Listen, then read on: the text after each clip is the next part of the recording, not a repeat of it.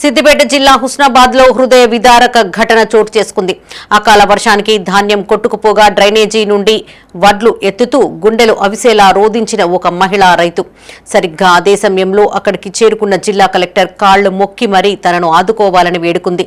దీంతో స్పందించిన కలెక్టర్ సదరు రైతును ఆదుకుంటామని హామీ ఇచ్చి అక్కడి నుంచి వెళ్లిపోయారు.